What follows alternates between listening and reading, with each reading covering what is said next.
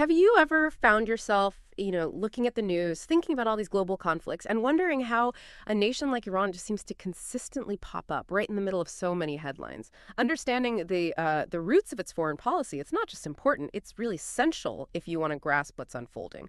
So today we're doing a deep dive into exactly that: Iran's foreign policy and its deep involvement in global conflicts since the big one, the 1979 Islamic Revolution. For this deep dive, we've really gathered a lot of material, a comprehensive analysis looking at Iran's foreign policy, its conflict engagement, basically from 79 right up to today. Our mission here is simple: unpack the complex motivations, the sometimes very shrewd strategies, and the key moments that have really shaped Iran's role. We want to help you quickly get the why and how behind what you're seeing now. Okay, let's unpack this. Yeah, and what's really striking when you look closely is how Iran has managed to weave this consistent strategic thread through just so many different conflicts over, what, 4 decades now. It's definitely not random involvement. It's deeply driven by this unique mix of revolutionary ideology and, frankly, very clear long-term strategic goals. Okay, so to really get this, we need to go back to the beginning, the genesis. Yeah. 1979, the Islamic Revolution under Ayatollah Khomeini. This wasn't just about Iran itself. It fundamentally changed its identity and its ambitions on the world stage.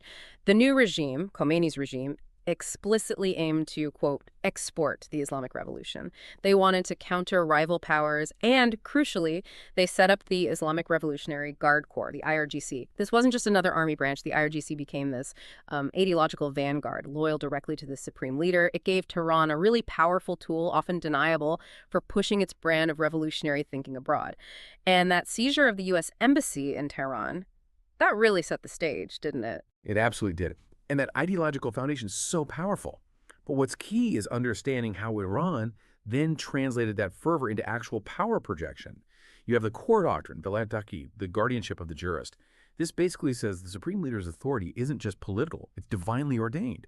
So foreign policy could be framed almost as a sacred duty, not just, politics. And from that thinking, they built up what they call the axis of resistance. Yeah. That's this network of Shia militias, other Islamist groups, sometimes even Sunni groups like Hamas. And the goal is explicit: oppose U.S. and Israeli policies. It gives Iran this huge lever across the region, often without leaving clear fingerprints. So that revolutionary fire in 79 leads almost straight into this defining brutal conflict, the Iran-Iraq War, 1980 to 88. This wasn't just about survival, was it? It seems like it was the real crucible that reshaped Iran's military thinking, its strategy, and directly led to this proxy network we keep talking about. Saddam Hussein invaded Iran's west oil-rich areas, partly to stop the revolution, partly over territory disputes. Iran saw it as an existential threat, and even though the war was devastating, left Iran isolated. It ended up strengthening hardliners like Ali Khamenei, and critically, it boosted the IRGC. They proved more loyal, more effective than the old army. Right, so this period wasn't just defense, it was also innovation born out of isolation. The Iran-Iraq War forced them to develop this signature strategy using proxies. Can you walk us through how that really first took shape? I'm thinking specifically Hezbollah in Lebanon. That's a perfect example.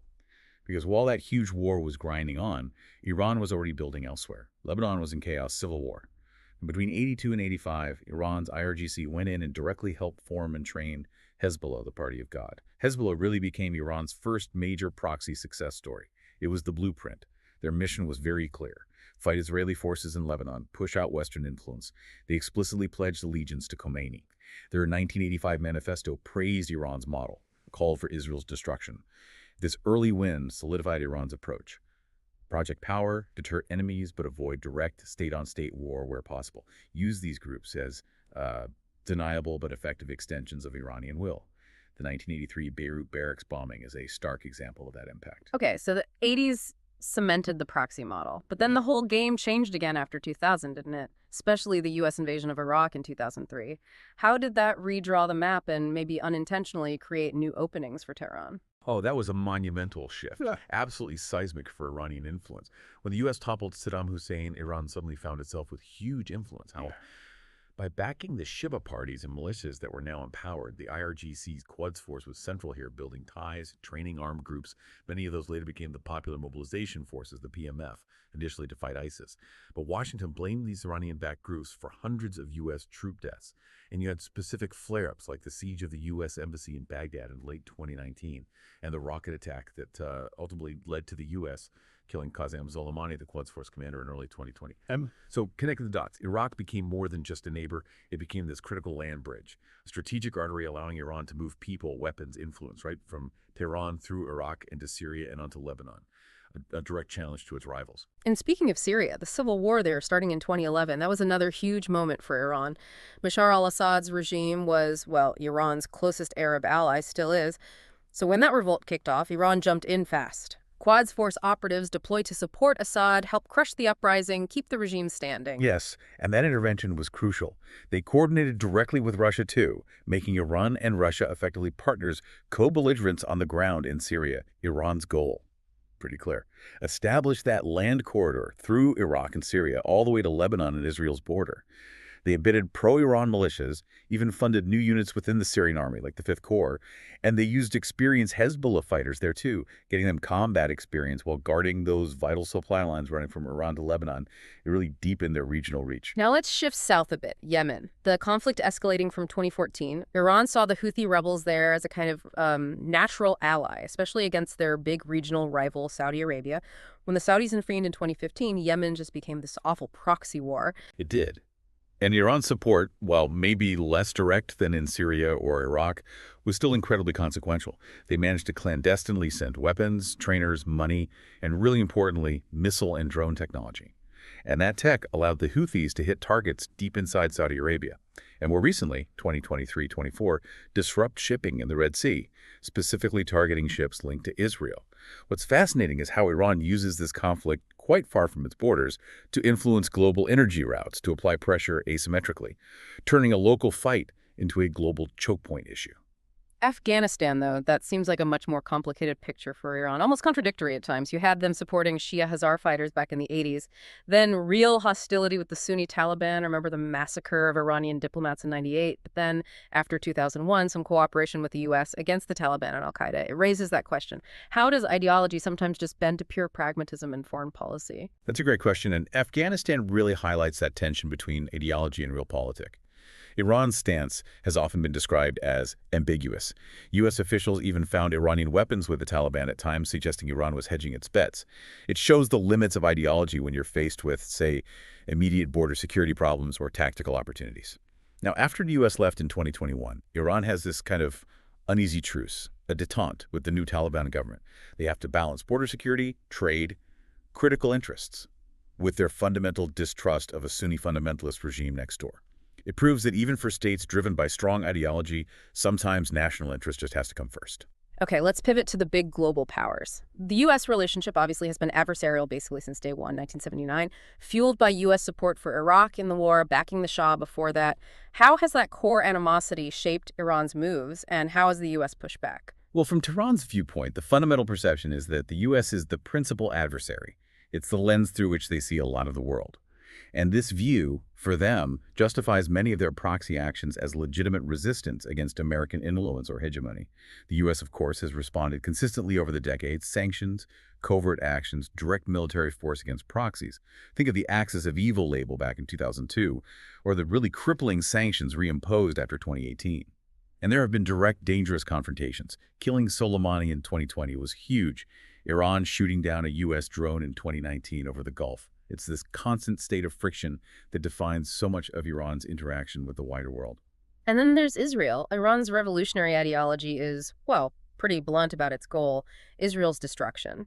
And that translates directly into supporting proxies right on Israel's borders: Hezbollah in Lebanon, Hamas and Islamic Jihad in Gaza. They supply them with increasingly sophisticated rockets, UAVs, drones. What does this deep ideological hostility mean for the whole region's stability? Well, for Israel, Iran is seen as an existential threat. It's not just the rhetoric, it's the nuclear program, combined with its growing network of capable proxies right next door. This has led to constant simmering conflict. Israeli strikes against Iranian forces or weapons shipments in Syria are frequent.